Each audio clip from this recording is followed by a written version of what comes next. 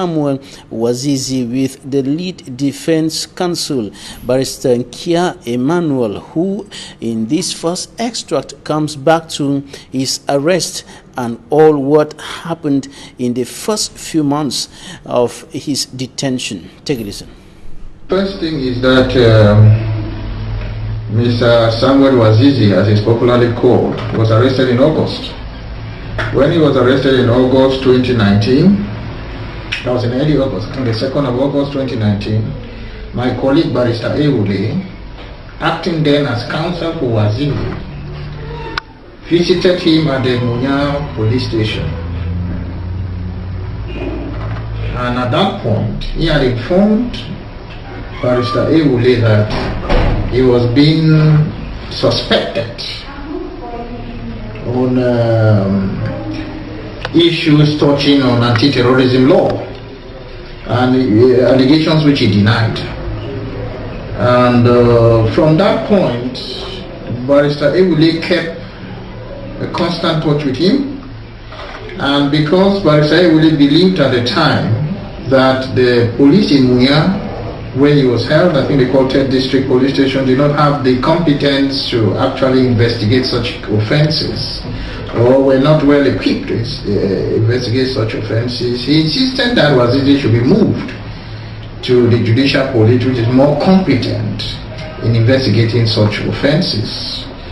And they assured him, and on the particular date when they were supposed to move Wazizi to the police, judicial police, Barrister Ewule was at the judicial police to receive him and to assist him as is required by law.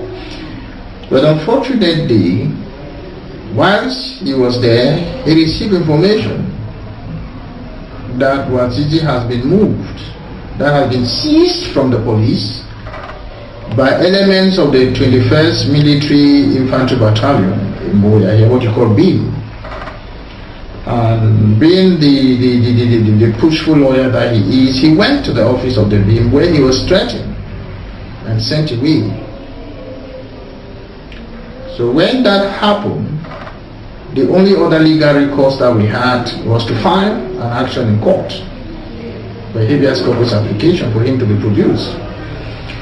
And given the circumstances that he was under detention, and it was only Barrister Ewule who had the facts as they were, which could be played before the court. So we filed a habeas corpus application in which Barrister Ewule was listed as one of the applicants and Samuel Wazizi as the second applicant. In that application, we had also listed the Office of the Procureur General as a party alongside the commander of the 21st Military Battalion. And the legal department, that is the State Council's chambers, filed a preliminary objection in which they contended that the Procureur General ought not to be a party, and secondly that the Barrister Ewule ought not to have been a party as well.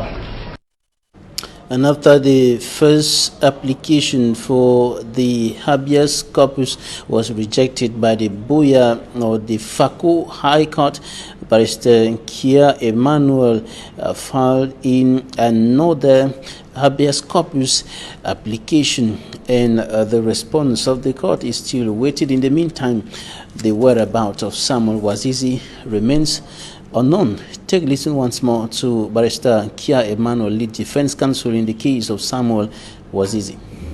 Of the Procureur General when it comes to criminal investigations. But then, so we let that go. We refiled. And that was done in November. We refiled in November. And again this time, we tried to work according to the, to amend the errors that the court pointed out. So we used Barrister Ewule to file on behalf of Samuel Wazizi. And the way the habeas corpus procedure operates is that when you file an action before the court, an application before the court, the judge will look at the facts.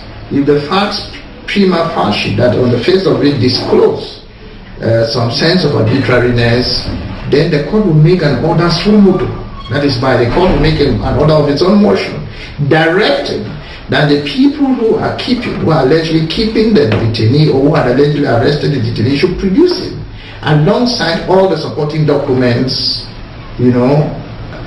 warranting his arrest and detention.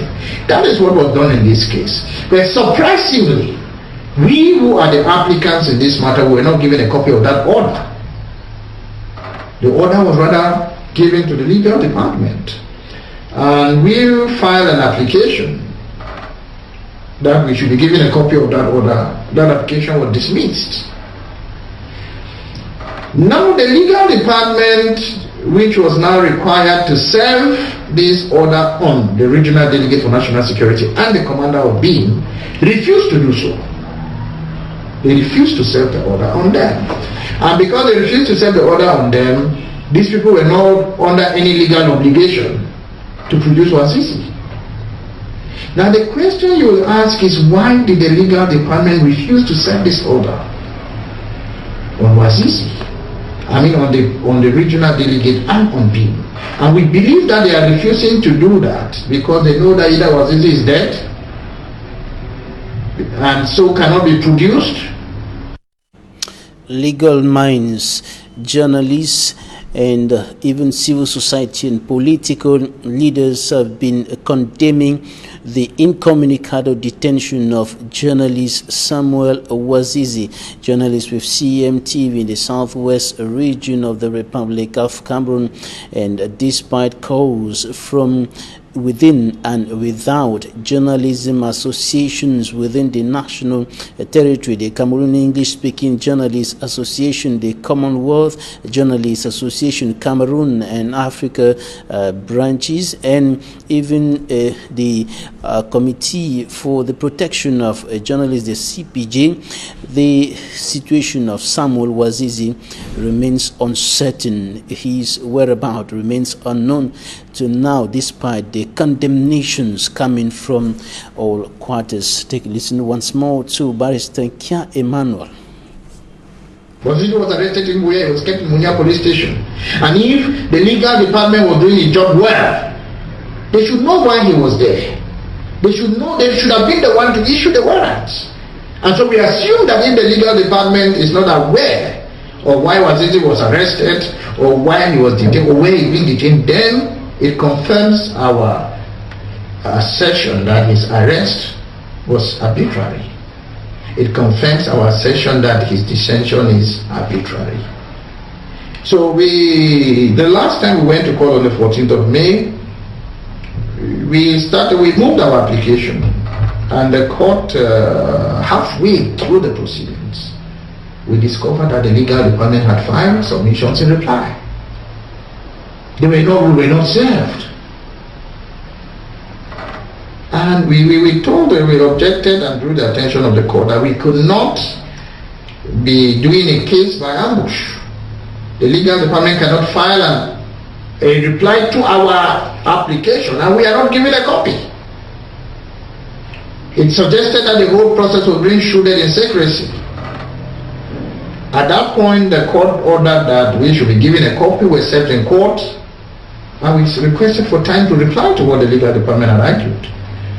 And they gave us time, we replied, and on the 28th of May, we went to court to adopt our submissions in reply to the arguments filed by the legal department, which was actually watery in nature, because they were saying that we should bring proofs that Wazizi was arrested. What proof do we bring? The law requires that you should give affidavit evidence. What it means by affidavit evidence is that evidence that is sworn on oath. And this evidence has been given by a lawyer, somebody who is naturally on oath. He has sworn again to an affidavit before the court to say that this is what I saw. He has identified people, call names of the people who are directly involved in this matter. And you expect that. What other evidence do you expect from us? That we should go and bring some arrest warrant signed by who? Generally, Barrister Kia Emmanuel, lead defense counsel in the case of journalist Samuel Wazizi, who has been in detention for close to a year today incommunicado, and recently the